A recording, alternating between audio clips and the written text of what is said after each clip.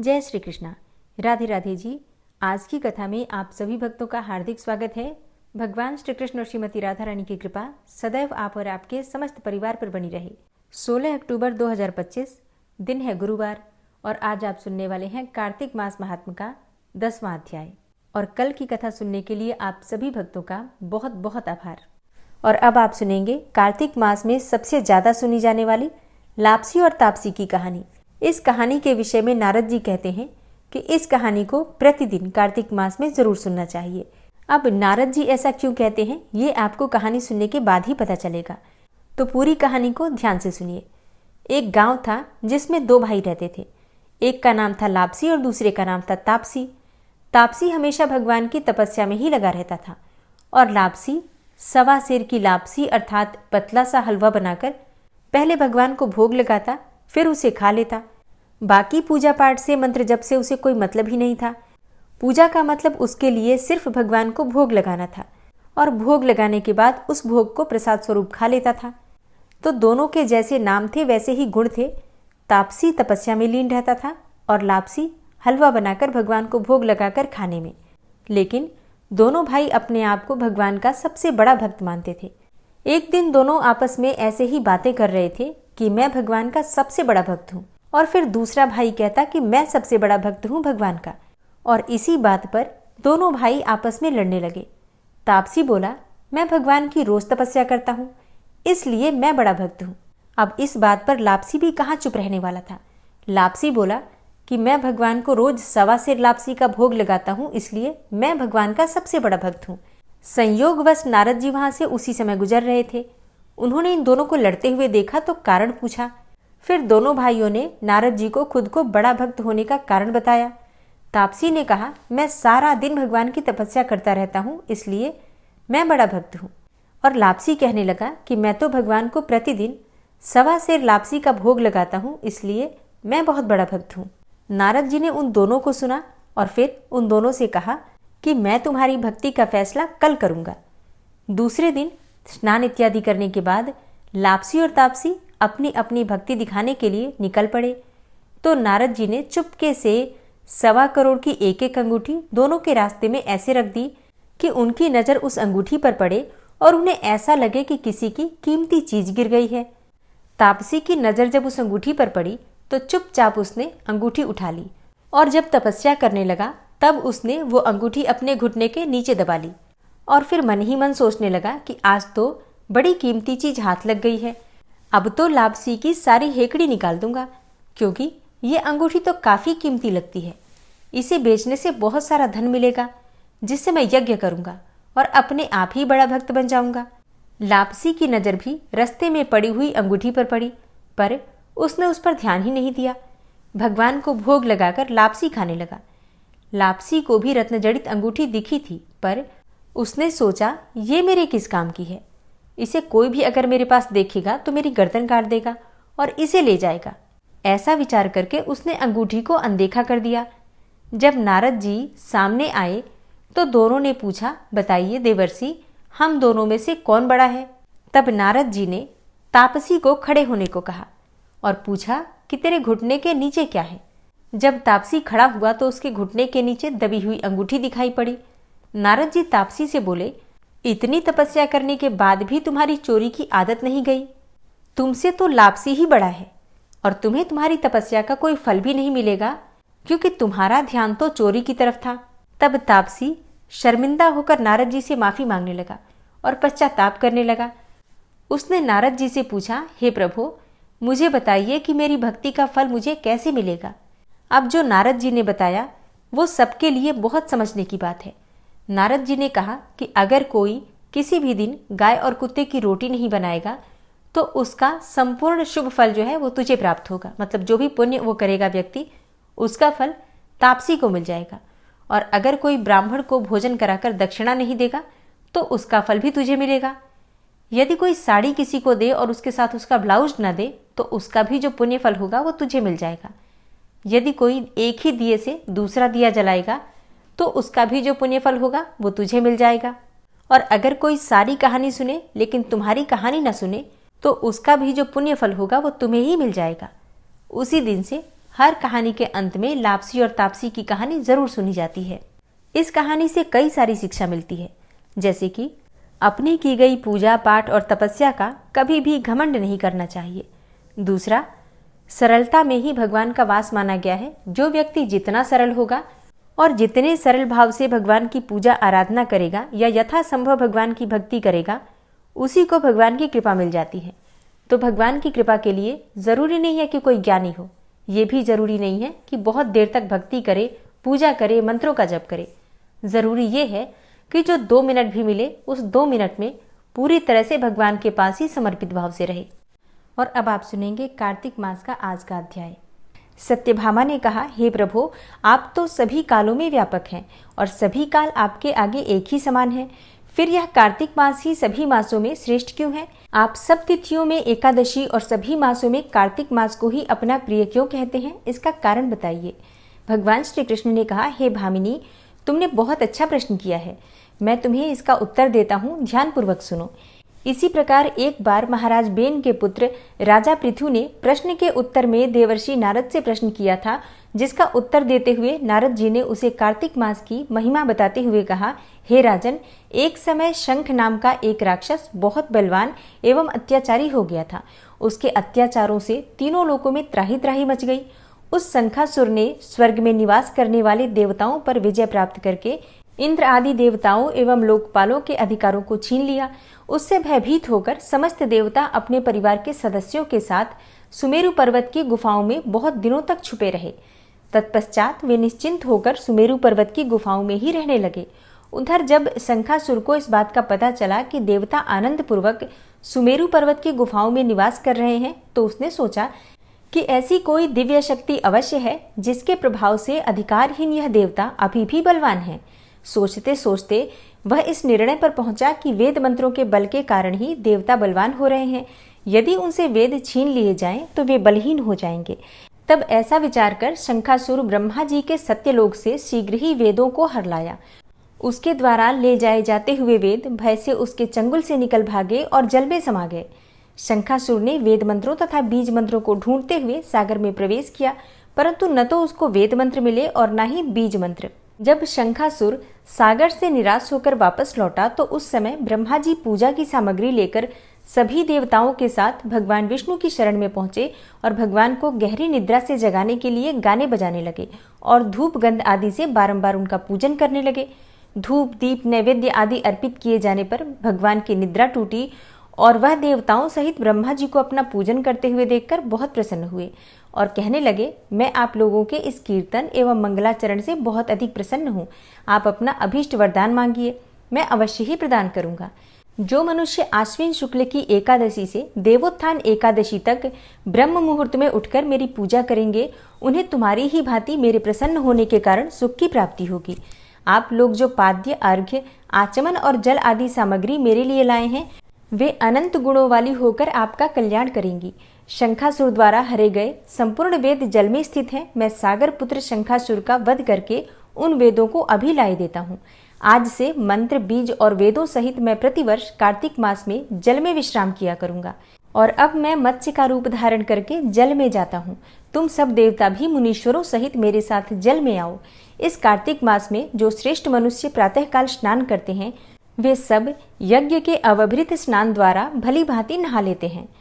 हे देवेंद्र, कार्तिक मास में व्रत करने वालों को सब प्रकार से धन, पुत्र, पुत्री आदि देते रहना और उनकी सभी आपत्तियों से रक्षा करना।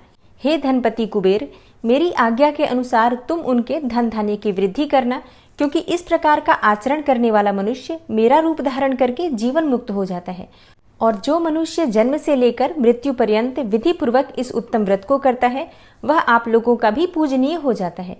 कार्तिक शुक्ल पक्ष की एकादशी तिथि को तुम लोगों ने मुझे जगाया है, इसलिए यह तिथि मेरे लिए अत्यंत प्रीतिदायिनी और माननीय है। हे देवताओं, यह दोनों व्रत नियम पूर्वक करने से मनुष्य मेरा सानिध्य प्राप्त कर लेते हैं और इन व्रतों को करने से जो फल मिलता है वह अन्य किसी व्रत से नहीं मिलता। अतः प्रत्येक मनुष्य को सुखी और निरोग रहने के लिए कार्तिक महात्म्य और एकादशी की कथा सुनते हुए इन नियमों का पालन करना चाहिए। तो अब तक की कथा में आपने सुना भगवान श्री हरि विष्णु को कार्तिक मास और एकादशी की तिथि इतनी प्रिय क्यों है। हरे कृष्णा। आज की कथा का यहीं पर समापन करते हैं। इसके आगे का वृतांत आप सुनेंगे कल की कथा में। और अब आप सुनेंगे एक ऐसे राजा की कथा जो महादानी थे, बहुत अधिक दान करते थे, पुण्य कर्म करते थे, सबकी मदद करते थे, लेकिन इतने सारे शुभ कर्मों के बाद भी क्यों उन्हें अगले जन्म में गिरगिट बनना पड़ा। भगवान में भक्ति बढ़ाने वाली एक बहुत ही अनोखी कहानी, जिसका प्रारंभ होता है द्वारिका से। द्वारिका जो कि भगवान श्री कृष्ण की राजधानी है। द्वारिका में शाम का समय था। भगवान श्री कृष्ण के पुत्र खेल रहे थे। खेल खेल में उन्हें प्यास लगी और वे पानी की खोज में एक कुएं के पास पहुंचे और वहां उन्होंने देखा कि एक गिरगिट कुएं में पड़ा हुआ है। तब उन्होंने उसे निकालने की बहुत कोशिशें की। उन्होंने सूत और चमड़े की रस्सियों का उपयोग किया उसे निकालने के लिए, लेकिन वो गिरगिट बाहर नहीं आ सका। जब सारा प्रयास करके वे असफल हो गए तो ये बात भगवान द्वारकाधीश तक पहुंचाई गई। भगवान श्री कृष्ण स्वयं वहां पहुंचे। उन्होंने बिना किसी कठिनाई के बाएं हाथ से उस गिरगिट को खींचकर बाहर निकाल दिया और जैसे ही गिरगिट भगवान के स्पर्श में आया, एक आश्चर्यजनक घटना घटी। गिरगिट से एक तेजस्वी महापुरुष प्रकट हुए। भगवान जो कि त्रिकालदर्शी हैं और सब कुछ जानते हैं, फिर भी उन्होंने उनसे पूछा, हे देवपुरुष, आप कौन हैं और आपको यह स्थिति कैसे प्राप्त हुई? आप गिरगिट क्यों बने? कृपया अपना परिचय दीजिए। तब उस महापुरुष ने उत्तर दिया, प्रभु, मैं राजा नृग हूँ। मैं एक चक्रवर्ती सम्राट था और प्रसिद्ध दानी था। आपने मेरे नाम के बारे में सुना अवश्य होगा। मैं आपको अपनी कहानी सुनाता हूँ। राजा नृग ने बताया कि प्रभु, मैंने अपनी युवावस्था से ही अनेकों दान किए। मैंने असंख्य गायों का दान किया और वे सभी गायें दुधारू, सुंदर और सुसज्जित थीं। मैंने न्यायपूर्वक अर्जित धन से इन गायों को प्राप्त किया और उनके सींगों में सोना तथा खुरों में चांदी लगवाई। मैंने इन्हें वस्त्र, हार और आभूषणों से सजाया और उन्हें सद्गुणी, तपस्वी, विद्वान ब्राह्मणों को दान किया। हे प्रभु, मैंने पृथ्वी, सोना, घोड़े, हाथी, कन्याएं और अन्य बहुमूल्य वस्तुएं भी दान की। मैंने यज्ञ किए, कुएं, बावलियां और धर्मशालाएं भी बनवाई, लेकिन एक छोटी सी चूक ने मेरी पूरी दानशीलता पर पानी फेर दिया। एक दिन क्या हुआ कि एक गाय भूलवश मेरी गौशाला में आ गई। वह गाय उस तपस्वी ब्राह्मण की थी जो दान नहीं लेता था, लेकिन मेरी गौशाला के कर्मचारियों ने उसे मेरी गाय समझ लिया और उसे किसी और को दान में दे दिया। और जब वह गाय दान में दी गई तो जिस ब्राह्मण को वह गाय मिली, वो तो आनंदित होकर उसे ले जा रहा था। उसी समय उस तपस्वी ब्राह्मण ने अपनी गाय को पहचान लिया और दावा किया कि वह गाय उसकी है। अब दोनों ब्राह्मण मेरे पास आए और न्याय की अपेक्षा की। मैंने दोनों को प्रसन्न करने की पूरी कोशिश की। मैंने कहा कि मैं आपको 1,00,000 गायें और दे सकता हूँ, लेकिन दोनों में से कोई भी राजी नहीं हुआ। जिस ब्राह्मण को वह गाय दान में दी गई थी, वो ब्राह्मण उस गाय को छोड़ने को तैयार नहीं था, और जिस तपस्वी ब्राह्मण की वो गाय थी, वह भी किसी भी शर्त पर उस गाय को छोड़ने के लिए बिल्कुल भी तैयार नहीं था। अंततः मैं धर्म संकट में पड़ गया और मैंने दोनों ब्राह्मणों से क्षमा मांगी और उनसे यह विवाद समाप्त करने की विनती की, लेकिन कोई भी हल नहीं निकला। और जब मेरी मृत्यु हुई तो इस छोटी सी चूक के कारण मुझे यमलोक ले जाया गया और वहां धर्मराज ने मुझसे पूछा कि क्या मैं पहले अपने पाप का फल भोगना चाहता हूँ या फिर पुण्य का। तो मैंने निर्णय लिया कि मैं पहले अपने पाप का फल भोगूंगा और इसके परिणाम स्वरूप मुझे गिरगिट के रूप में जन्म लेना पड़ा। द्वारिका के इस कुएं में बहुत लंबे समय से पड़ा हुआ था मैं और कष्ट भोग रहा था, लेकिन आज आपके दर्शन से मुझे इस गिरगिट के शरीर से मुक्ति मिली। प्रभु, मैं आपका सेवक हूँ और आपकी कृपा से ही यह संभव हुआ है। राजा नृग ने भगवान श्री कृष्ण की स्तुति की और परिक्रमा की और उन्हें साष्टांग प्रणाम किया। भगवान ने राजा नृग को आशीर्वाद दिया और वे दिव्य विमान पर बैठकर देवलोक को प्रस्थान कर गए। अब इस कहानी से हमें क्या शिक्षा मिलती है? तो जैसा कि ध्रुवदास जी महाराज ने श्री 42 लीला जी में कहा है, हेम को सुमेर दान, रतन अनेक दान, गजदान, अन्नदान, भूमिदान करही, मोतिन के तुला दान, मकर प्रयाग नान, ग्रहण में काशी दान, चित्त शुद्ध धरही, सेजदान, कन्यादान, कुरुक्षेत्र गौदान, इतने में पापन को न कहूँ न हरही, कृष्ण केसरी को नाम एक बार लिन्हे ध्रुव, पापी तिहु लोकन के छिन माही तरही। अर्थात यदि कोई इस विश्वास के साथ सुमेरु पर्वत के समान स्वर्ण का दान करे, रत्न, अन्नदान और भूमि दान करे कि इसका पुण्य मिलेगा और पापों से मुक्ति होगी, या फिर अनेक तुला दान करे, प्रयाग जैसे तीर्थों में स्नान करे और काशी में ग्रहण के अवसर पर चित्त शुद्धि के लिए अनेकों दान करे, शैया दान, कन्यादान और कुरुक्षेत्र में शुभ पर्व पर गोदान करे, तो इन सभी पुण्य कर्मों के बावजूद भी वह अपने समस्त पापों से मुक्त नहीं हो सकता। लेकिन केवल एक बार भगवान श्री कृष्ण के नाम का स्मरण करने मात्र से ही त्रैलोक्य के समस्त पापी भी एक क्षण में संसार के आवागमन से मुक्त होकर परम गति को प्राप्त कर सकते हैं। महाराज नृग को इतने दान करने के बावजूद भी केवल एक अपराध के कारण गिरगिट के रूप में जन्म लेना पड़ा। लेकिन यदि कोई नाम जप करने वाला साधक है तो हजारों अपराध होने पर भी उसकी ऐसी दुर्गति नहीं होगी, और यदि उसे पुनर्जन्म लेना भी पड़ा तो वह एक अच्छे परिवार में जन्म लेगा और बहुत शीघ्र भगवत प्राप्ति कर लेगा। भगवान का नाम अत्यंत शक्तिशाली है, इसीलिए अधिक से अधिक नाम जप करने का प्रयास करें। तो प्रेम से बोलिए युगल जोड़ी सरकार की जय। कथा कैसी लगी कमेंट बॉक्स में जरूर बताइए। और अब आप सुनेंगे श्री विष्णु सहस्त्रनाम स्तोत्र, तुलसी चालीसा और तुलसी महारानी की आरती।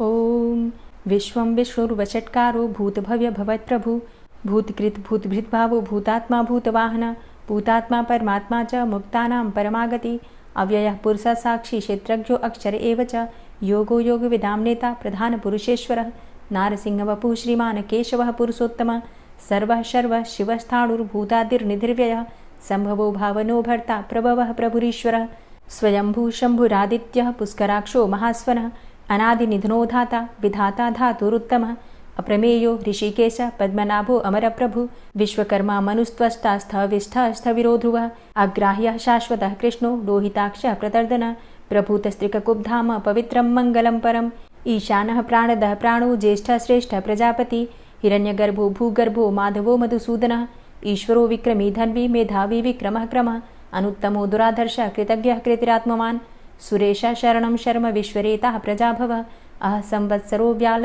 प्रत्ययः सर्वदर्शनः अज सर्वेश्वर सिद्ध सिद्धे सर्वादिर्च्युत वृषाकपिर्मेयात्मा सर्वयोग विनिश्रित वसुर्वसुमना सत्य समात्मा संमितः सम अमोघ पुंडरीकाक्षो वृषकर्मा वृषाकृतिः रुद्रो बहुशिरा बभ्रुर्विश्वयोनिः शुचिश्रवः अमृतः शाश्वतस्थाणुर्वरारोहो महातपः सर्वगः सर्वविद्भानुर्विश्वक्सेनो जनार्दनः वेदो वेदविद्व्यङ्गो वेदांगो वेदवित्कविः लोकाध्यक्ष सुराध्यक्षो धर्माध्यक्ष कृताकृता चतुरात्मा चतुर्व्यूहश्चतुर्द्रष्टश्चतुर्भुजः भ्राजेष्णुर्भोजनं भोक्ता सहिष्णुर्जगदाति च अनघो विजयोजेता विश्वयोनिः पुनर्वसु उपेन्द्रो वामनः प्रांशुर्मोघः शुचिरुर्जिता अतीन्द्रः संग्रहः सर्गो धृतात्मा नियमो यमः वेद्यो वैद्यः सदा योगी वीरः माधवो मधु अतीन्द्रियो महामायो महोत्साहो महाबलः महाबुद्धिर्महावीर्यो महाशक्तिर्महाद्युतिः अनिर्देश्य वपुः श्रीमान् मेयात्मा महाधृतिर् महिश्वासो महीभर्ता श्रीनिवासः सतां गति अनिरुद्ध सुरानंदो गोविंदो गोविंदांपति मरीचिर्दमनो हंस सुपर्णो भुजगोत्तम हिरण्यनाभ सुतपा पद्मनाभ प्रजापति अमृत्यु सर्वदिक्सिंह संधाता संधिमान स्थिर अजो दूर्मर्षण शास्ता विश्रुतात्मा सुरारिहा गुरुर्गुर्तमो धाम सत्य सत्य पराक्रम निमिषो अनिमिषो श्रग्वी वाचस्पतिरुदारधि अग्रणिर्ग्रामणी श्रीमान् न्यायो नेता समीरण सहस्रमूर्धा विश्वात्मा सहस्राक्ष सहस्रपात आवर्तनो निवृत्तात्मा संवृतः संप्रमर्दन अह संवर्तको वह निर्निलोधरणीधरः सुप्रसादः प्रसन्नात्मा विश्वदृग् विशुभुग् विभु सत्कर्ता सत्कृतः साधु जहर्नुर्नारायणो नरः असंख्येयो अप्रमेयात्मा विशिष्टशिष्टकृच्छुवि सिद्धार्थ सिद्धसंकल्प सिद्धिदः सिद्धिसाधनः वृषाहि वृषभो विष्णुर्विष्पर्वा वृषोदरः वर्धनो वर्धमानश्च विविक्तः श्रुतिसागरः सुभुजो दूर्धरो वाग्मी महेन्द्रो वसुदो वसु नैकरूपो बृहद्रूप शिपिविष्टः प्रकाशनः ओजस्तेजो द्युतिधर प्रकाशात्मा प्रतापनः रिद्धस्पष्टाक्षरो मन्त्रश्चन्द्रांशुर्भास्करदुतिः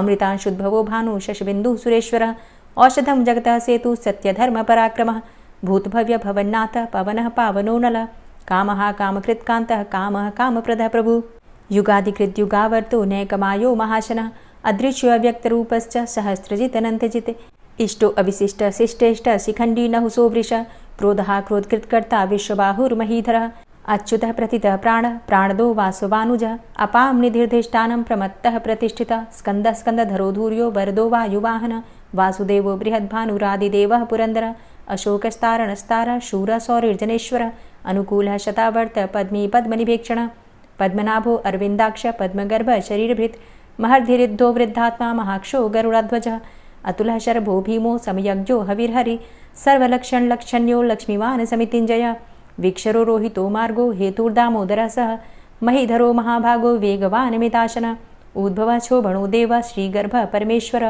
करणं कारणं कर्ता विकर्ता गहनो गुह व्यवसायो व्यवस्थान संस्थान स्थानदो ध्रुव परर्थी परमस्पस्तुष्ट पुष्ट शुभेक्षण रामो विरामो विरजो मार्गो नेयो नयोनयः वीर शक्तिमतां श्रेष्ठो धर्मो धर्मविदुत्तमः वैकुण्ठः पुरुषः प्राणः प्राणदः प्रणवः पृथु हिरण्यगर्भः शत्रुघ्नो व्याप्तो वायुरुधोक्षजः ऋतुः सुदर्शनः कालः परमेष्ठी परिग्रहः उग्रः संवत्सरो दक्षो विश्रामो विश्वदक्षिणः विस्तारस्थावरस्थाणु प्रमाणं बीजमव्ययम् अर्थो अनर्थो महाकोशो महाभोगो महाधनः अनिर्विण्णः स्थविष्टोभू धर्मयुपो महामख नक्षत्रनेमिर्नक्षत्री क्षमा क्षामः समीहन यज्ञ इज्जो महेज्यश्च क्रतुसत्रं सतां गतिः सर्वदर्शी विमुक्तात्मा सर्वज्ञो ज्ञानमुत्तमं सुव्रतः सुमुखः सुष्मा सुघोषः सुखदः सुहृतः मनोहरो जित्क्रोधो वीरबाहुर्विदारणः स्वापनः स्ववसो व्यापी नैकात्मा नैककर्मकृत् वत्सरो वत्सलो वत्सी रत्नगर्भो धनेश्वरः धर्मगुप्त धर्मकृद्धर्मी सदसक्षरमक्षरम् अविज्ञाता सहस्रांशुर्विधाता कृतलक्षणः गभस्तिनेमिः सत्त्वस्थः सिंहो भूतमहेश्वरः आदिदेवो महादेवो देवेशो देवभृद्गुरुः उत्तरो गोपतिर्गोप्ता ज्ञानगम्यः पुरातनः शरीरभूतभृद्भोक्ता कपीन्द्रो भूरि दक्षिणः सोमभो अमृतपः सोम पुरुजित पुरुषोत्तमः विनयोजय सत्यसन्धो दाशाः सात्वतां पतिः जीवो विनयिता साक्षी मुकुन्दो अमितविक्रमः अम्भो निद्रणन्तात्मा महोदधीशयोऽन्तकः अजो महार्हः स्वाभाव्यो जितामित्रः प्रमोदन आनन्दो नन्दनो नन्दः सत्यधर्मा त्रिविक्रमः महर्षि कपिलाचार्यः कृतज्ञो मेदिनीपतिः त्रिपदस्त्रिदशाध्यक्षो महाशृङ्गः कृतान्तकृत् महावराहो गोविन्दः सुखेणः कनकाङ्गदी गुह्यो गभीरो गहनो गुप्तश्चक्रगदाधरः वेधा स्वाङ्गो अजितः कृष्णो दृढः सङ्कर्षणोच्युतः वरुणो वारुणो वृक्षः पुष्कराक्षो महामनाः भगवान् भगानन्दी वनमाली हलायुधः आदित्यो ज्योतिरादित्यः सहिष्णुर्गतिसत्तमः सुधन्वाखण्ड परशुर्दारुणो द्रविडप्रदः दिविस्त्रिक्सर्वदृग्व्यासो वाचस्पतिर्योनिजः त्रिसामा सामगः साम निर्वाणं भेषजं भिषक् सन्न्यासकृच्छमः शान्तो निष्ठा शान्तिः परायणं शुभाङ्गः शान्तिदस्रष्टा कुमुदः कुवलेशय गोहितो गोपतिर्गोप्ता वृषभाक्षो वृषप्रियः अनिवर्ति निवृतात्मा संक्षेप्ता चेमकृच्छिवः श्रीवत्सवक्षा श्रीवास श्रीपति श्रीमतांबर श्रीद श्रीश श्रीनिवास श्रीनिधि श्रीविभावन श्रीधर श्रीकर श्रेय श्रीमान् लोकत्रयाश्रय स्वक्ष स्वंग शतानंदो नंदिर्ज्योतिर्गणेश्वर विजितात्मा विधेयात्मा सत्कीर्तिश्छिन्न संशय उदीर्ण सर्वतक्षसुर निश शाश्वत स्थिर भूषयो भूषणो भूतिर्विशोकः शोकनाशन अर्चिष्मानर्चितः कुंभो विशुद्धात्मा विशोधन अनिरुद्धो अप्रतिरथ प्रद्युम्नो अमित विक्रमः कालिनेमि निहावीर शौरी सूर्जनेश्वर त्रिलोकात्मा त्रिलोकेशः केशवः केशिहारी कामदेवः कामपालः कामीकान्तः कृतागमः अनिर्देशवपुर्विष्णोर्वीरो अनन्तो धनञ्जयः ब्रह्मण्यो ब्रह्मकृद्ब्रह्मा ब्रह्म ब्रह्म विवर्धन ब्रह्मविद् ब्राह्मणे ब्रह्मी ब्रह्मज्ञो ब्राह्मणप्रियः महाक्रमो महाकर्मा महातेजा महुरगः महाक्रतुर्महायज्वा महायज्ञो महाहवि स्तव्यः स्तव प्रियः स्तोत्रं स्तुतिस्तोतारणप्रियः पूर्णः पुरैता पुण्यः पुण्यकीर्तिर्नामयः मनोजवस्तीर्थकरो वसुरेता वसुप्रदः वसुप्रदो वासुदेव वसुर्वसुमनाहवि सद्गतिः सत्कीर्तिः सत्ता सद्भूति सत्परायणः शूरसेनो यदुश्रेष्ठः सन्निवासः सुयामुनः भूतावासो वासुदेवः सर्वासु निलयोऽनलः दर्पः दर्पदो दृप्तो दूर्धरोथा पराजितः विश्वमूर्तिर्महामूर्तिर्दीप्तमूर्तिर्मूर्तिमान् अनेकमूर्तिरव्यक्तः शतमूर्तिः शताननः एको नैकः सवः किं यत्तत्पदमनुत्तमं लोकबन्धुर्लोकनाथो माधवो भक्तवत्सलः सुवर्णवर्णो हेमाङ्गो वराङ्गश्चन्दनाङ्गदी वीरः विषमः शून्यो घृताशीर चलश्चलः अमानीमानदो मान्यो लोकस्वामी त्रिलोकदृक् सुमेधा मेधजो धन्यः सत्यमेधा धराधरः तेजोवृषः द्वितिधरः सर्वशस्त्रभृताम्बरः प्रग्रहो निग्रहो व्यग्रो नैकशृङ्गो गदाग्रजः चतुर्मूर्तिश्चतुर्बाहुश्चतुर्व्यूहश्चतुर्गति चतुरात्मा चतुर्भावश्चतुर्वेदविदेकपात् समावर्तो अन्वृतात्मा दुर्जयो दुरतिक्रम दुर्लभो दुर्गमो दुर्गो दुरावासो दुरारिः शुभांगो लोकसारंग शुतन्तुस्तन्तुवर्धन इंद्रकर्मा महाकर्मा कृतकर्मा कृतागम उद्भवः सुन्दरः सुन्दो रत्ननाभः सुलोचनः अर्को वाजसनः शृङ्गी जयन्तः सर्वविजयी सुवर्णबिन्दुरक्षोभ्य सर्वभागीश्वरेश्वरः महाह्रदो महागर्तो महाभूतो महानिधि कुमुदः कुन्दरः कुन्दः पर्जन्यः पावनो नीलः अमृताशो अमृतवपुः सर्वज्ञः सर्वतोमुखः सुलभः सुव्रतः सिद्धः शत्रुजित् शत्रुतापनः न्यग्रोधो दुम्बरो अस्वस्थश्चाणुरान्ध्रनिषूदनः सहस्रार्चिः सप्तजिह्वा सप्तैधा सप्तवाहन अमूर्तिरणघो अचिन्त्यो भयकृद् भयनाशनः अणुर्बृहत् कृशः स्थूलो गुणभृन्निर्गुणो महान् अधृत स्वधृत स्वास्य प्राग्वंशो वंशवर्धनः भारभृति कथितो योगी योगी स सर्वकामद आश्रम श्रमण छाम सुपर्णो वायुवाहन धनुर्धरो धनुर्वेदो दण्डोदमयितादम अपराजितः सर्वसहो नियन्ता नियमो यमः सत्त्ववान् सात्विकः सत्य सत्यधर्मपरायण अभिप्रायः प्रियार्होर्ह प्रियकृत् प्रीतिवर्धनः विहाय सगतिर्ज्योति सुरुचिर्हुद्भुग्विभु रविर्विलोचनः सूर्य सविता रविलोचनः अनन्तो हुद्भुग्भोक्ता सुखदो नैकजोग्रज अनिर्विण्ण सदामर्षि लोकाधिष्ठानमद्भुतः सनात सनातन्तमः कपिलः कपिरप्यय स्वस्तिदा स्वस्तिकृत् स्वस्ति स्वस्तिभुक् स्वस्ति दक्षिणः रौद्रः कुण्डली चक्रे विक्रमयुर्जित शासनः शब्दातिगः शब्दशः शिशिरः शर्वरीकर अक्रूरः पेशलो दक्षो दक्षिणः क्षमिणाम्बर विद्वतमो वितभय पुण्यश्रवण कीर्तन उत्तारणो दुष्कृतिः पुण्यो दुःस्वप्ननाशन वीरः रक्षण संतो जीवनः पर्यवस्थित अनन्तरूपो अनन्तसृर्जितमन्युर्भयापः चतुरश्रो गभीरात्मा विदिशो व्यादिशो दिश अनादिर्भूर्भुवो लक्ष्मीः सुवीरो रुचिराङ्गद जननो जन्मादिर्भीमो भीमपराक्रम आधारनीलयो धाता पुष्पः सः प्रजागर ऊर्ध्वगः सत्पथाचारः प्राणदः प्रणमापण प्रमाणं प्राणनीलयः प्राणभृत् प्राणजीवनः तत्त्वं तत्त्वविदेकात्मा जन्म मृत्यु जरातिग पूर्व स्वस्तरुस्तार सविता प्रपितामह यज्ञो यज्ञपतिर्यज्वा यज्ञांगो यज्ञवाहन यज्ञभृद्यज्ञ कृद्यज्ञ यज्ञभुग् यज्ञसाधन यज्ञान्तिकृद्यज्ञ गुह्यमन्यमन्नादेव च आत्मयोनिः स्वयं जातो वैखानः सामगायन देवकीनन्दन स्रष्टा क्षितिसः पापनाशन शङ्खभृन्नन्दकी चक्री शारङ्गधन्वा गदाधरः रथाङ्गपाणिरक्षोभ्य सर्वप्रहरणायुध ओम नमः इति। और अब आप सुनेंगे श्री तुलसी चालीसा। श्री तुलसी महारानी करु विनय सिरनाय जो मम हो संकट विकट दीजे मात नशाय। नमो नमो तुलसी महारानी महिमा अमित न जाए बखानी दियो विष्णु तुमको सन्माना जग में छायो सुयस महाना। विष्णु प्रिया जय जयति भवानी तिहु लोक की हो सुख खानी। भगवत पूजा करे जो कोई बिना तुम्हारे सफल न होई। जिन घर तव नहीं होय निवासा उस घर कर ही विष्णु नहीं बासा। करें सदा जो तव नित सुमिरन तेहि के काज होय सब पूरन। कार्तिक मास महात्म तुम्हारा ताको जानत सब संसारा। तव पूजन जो करे कुंवारी पावे सुंदर वर सुकुमारी। करे जो पूजा नित प्रति नारी सुख संपत्ति से होय सुखारी। वृद्धा नारी करे जो पूजन मिले भक्ति होवे पुलकित मन। श्रद्धा से पूजे जो कोई भवनिधि से तर जावे सोई। कथा भागवत यज्ञ करावे तुम बिन नहीं सफलता पावे। छायो तब प्रताप जग भारी ध्यावत तुम्हि सकल चित धारी। तुम्ही मात यंत्रन तंत्रन में सकल काज सिद्धि होवे क्षण में। औषधि रूप आप हो माता सब जग में तव यश विख्याता। देव ऋषि मुनि और तपधारी करत सदा तव जय जयकारी। वेद पुराणन तव यश गाया महिमा अगम पार नहीं पाया। नमो नमो जय जय सुख कारणि नमो नमो जय दुख निवारणी। नमो नमो सुख संपत्ति देनी नमो नमो अघ काटन चेनी। नमो नमो भक्तन दुख हरणी नमो नमो दुष्टन मद छेनी। नमो नमो भव पार उतारणी नमो नमो परलोक सुधारणी। नमो नमो निज भक्त उबारणी नमो नमो जन काज सवारणी। नमो नमो जय कुमति नशावनी नमो नमो सब सुख उपजावनी। जयति जयति जय तुलसी माई ध्याऊं तुमको शीश नवाई। निज जन जानी मोहि अपनाओ बिगड़े कारज आप बनाओ। करूं विनय मैं मात तुम्हारी पूर्ण आशा करहु हमारी। शरण चरण कर जोरी मनाऊं निश दिन तेरे ही गुण गाऊं। करहु मात अब मो पर दाया निर्मल होए सकल मम काया। मांगू मातु यही बर दीजे सकल मनोरथ पूर्ण कीजे। जानू नहीं कछु नेम आचारा क्षमहु मातु अपराध हमारा।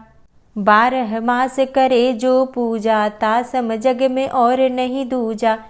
प्रथम ही गंगा जल मंगवावे, फिर सुंदर स्नान करावे, चंदन अक्षत पुष्प चढ़ावे, धूप दीप नैवेद्य लगावे। करें आचमन गंगा जल से, ध्यान करे हृदय निर्मल से, पाठ करे फिर चालीसा की, स्तुति करे मात तुलसा की। यह विधि पूजा करे हमेशा, ताके तन नहीं रहे कलेशा। करे मास कार्तिक का साधन, सोवे नित पवित्र हुई जाहि। है यह कथा महासुखदाई, पढ़े सुने सो भव तर जाई। यह श्री तुलसी चालीसा, पाठ करे जो कोय, गोविंद सो फल पावही, जो मन इच्छा होय। तुलसी चालीसा संपूर्ण। और अब आप सुनेंगे तुलसी महारानी की आरती। तुलसी महारानी नमो नमो, हरि की पटरानी नमो नमो। तुलसी महारानी नमो नमो, हरि की पटरानी नमो नमो। धन्य तुलसी पूरण तप कीनो, धन्य तुलसी पूरण तप कीनो। शालिग्राम की बनी पटरानी नमो नमो। तुलसी महारानी नमो नमो, हरि की पटरानी नमो नमो। जाके पत्र मंजरी कोमल, जाके पत्र मंजरी कोमल, श्रीपति कमल चरण लपटानी नमो नमो। हरि की पटरानी नमो नमो। तुलसी महारानी नमो नमो। धूप दीप नैवेद्य आरती, धूप दीप नैवेद्य आरती। पुष्पन की वर्षा बरसानी नमो नमो। हरि की पटरानी नमो नमो। तुलसा महारानी नमो नमो। 56 भोग 36 व्यंजन, 56 भोग 36 व्यंजन। बिन तुलसा हरि एक न मानी नमो नमो। तुलसी महारानी नमो नमो। हरि की पटरानी नमो नमो। सभी सखी मैया तेरो यश गावे, सभी सखी मैया तेरो यश गावे। भक्ति दान दीजे महारानी नमो नमो। तुलसा महारानी नमो नमो। हरि की पटरानी नमो नमो। नमो नमो तुलसा महारानी, नमो नमो तुलसी महारानी। तुलसी महारानी नमो नमो। हरि की पटरानी नमो नमो। तुलसी महारानी नमो नमो। हरि की पटरानी नमो नमो। प्रेम से बोलिए तुलसी मैया की जय। दोस्तों, अगर आप धनतेरस, दीपावली, भाई दूज और गोवर्धन पूजा की जानकारी चाहते हैं तो चैनल पर वीडियो अपलोड हो चुकी है, ज़रूर देख लीजिए। और चैनल पर पहली बार आए हैं, अगर अभी तक आपने चैनल को सब्सक्राइब नहीं किया है तो आज की वीडियो अगर आपको अच्छी लगे तो चैनल को सब्सक्राइब कर लीजिए और बेल बटन को ज़रूर प्रेस कर लीजिए। तो इससे ये होगा कि इस चैनल पर जो नई वीडियो अपलोड होंगी उनकी नोटिफिकेशन आपको सही समय पर प्राप्त होगी। मिलती हूँ मैं आपसे अगली वीडियो में, तब तक के लिए जय श्री राधे।